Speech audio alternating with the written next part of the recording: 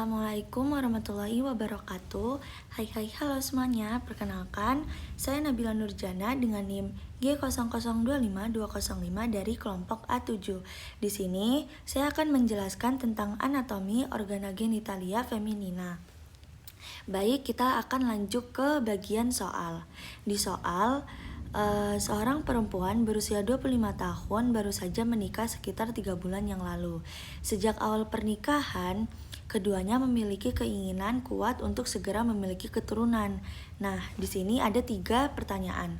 Untuk pertanyaan yang pertama, jelaskan alur perjalanan oosit sejak dilepaskan dari ovarium sampai mencapai kavum uteri. Untuk pertanyaan kedua, jelaskan di mana lokasi fertilisasi yang paling sering terjadi. Untuk pertanyaan yang ketiga, jelaskan mengapa daerah fornix posterior memiliki nilai klinis penting. Kemudian, kaitkan dengan prosedur seperti kuldosentesis dan kolpotomi. Kita lanjut untuk pertanyaan yang pertama. Untuk pertanyaan pertama kan ada alur perjalanan oosit.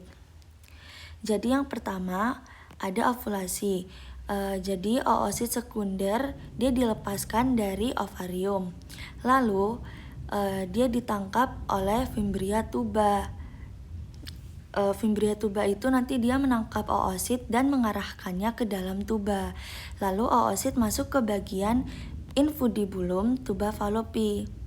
Setelah itu, nanti oosit akan bergerak melalui ampula, tempat yang paling sering terjadi pembuahan. Terus dia akan lanjut ke istimus tuba. Jadi nanti oosit akan melanjutkan perjalanan ke bagian ismus tuba yang lebih sempit. Yang terakhir, dia akan masuk ke kavum uteri. Jadi nanti oosit mencapai rongga rahim atau kavum uteri di tempat potensial untuk implantasi jika telah nanti dibuahi. Nah, ovulasi ini dia itu mulai dari hari ke-14, sedangkan kalau oosit hidup dia itu kurang dari 1 hari. Kalau sampai uterus dia itu kurang dari 3-5 hari. Terus implantasi atau negara pel calon janin di rahim dia itu ada di hari ke-20-an. Oke, kita lanjut untuk pertanyaan yang kedua. Untuk pertanyaan yang kedua dia kan lokasi fertilisasi. Ini ada gambarnya. Jadi lokasi fertilisasi yang paling sering terjadi itu ada di bagian ampula dari tuba uterina. Dia itu bagian terluas dari tuba fallopi atau oviduct. Di sini ada infundibulum, terus ada ampula, terus di sini ada ampula atau lokasi yang yang fertilisasi. Terus di sini juga ada ismusnya. Nah, yang pertama itu ada ovarium.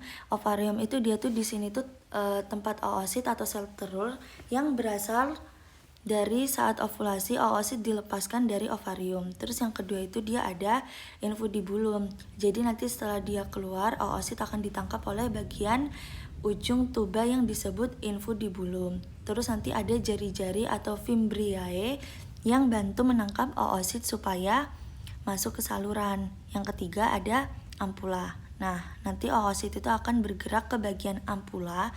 Terus ampula ini tuh dia tuh bagian paling lebar dari tuba fallopi. Nah, disinilah itu nanti terjadi pertemuan sperma dan oosit yang akan terjadi fertilisasi atau pembuahan. Jadi nanti spermanya masuk dari vagina, terus dia ke rahim, terus dia naik ke tuba, lalu dia ketemu oosit di ampula.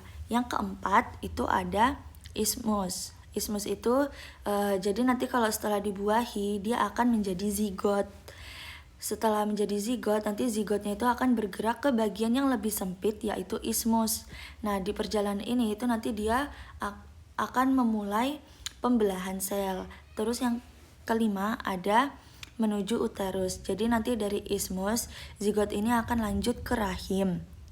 Nanti dia tuh akan masuk ke kavum uteri untuk implantasi. Oke, sekarang kita lanjut untuk ke yang nomor 3. Nomor 3 itu ada aplikasi klinis fornix posterior yang disuruh kaitkan dengan kuldosentesis dan kolpotomi.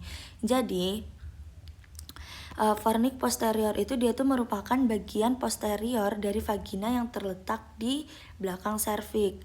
Secara anatomis, nah fornix posterior ini dia tuh berhubungan sangat dekat dengan cavum douglasii atau rectouterine pouch. Nah, yaitu dia tuh ruang terdalam dalam rongga pelvis wanita. Nah, karena posisinya yang paling rendah, cairan patologi seperti darah atau cairan infeksi seringkali terkumpul di area sini. Jadi, kedekatan antara fornix posterior dan cavum douglasii menjadikan daerah ini tuh memiliki nilai klinis yang penting karena memungkinkan akses langsung ke rongga peritoneum tanpa perlu melakukan pembedahan besar melalui abdomen. Nah, hal ini itu dia tuh dimanfaatkan dalam beberapa prosedur medis, antara lain ada 2. Yang pertama itu ada kuldosentesis. Kuldosentesis ini dia itu merupakan tindakan penusukan menggunakan jarum melalui fornix posterior untuk mengambil cairan dari cavum douglasii.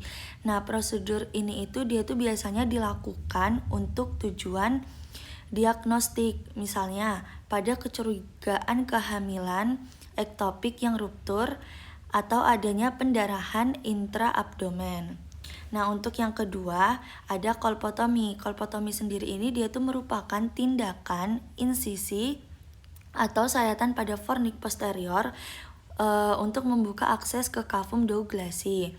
Nah, prosedur ini dia tuh dapat digunakan untuk drainase cairan, pengeluaran abses, atau sebagai jalur akses dalam tindakan pembedahan ginekologi tertentu. Oke, baik, untuk 3 pertanyaan tersebut sudah terjawab. Apabila ada salah kata, mohon maaf. Wassalamualaikum warahmatullahi wabarakatuh.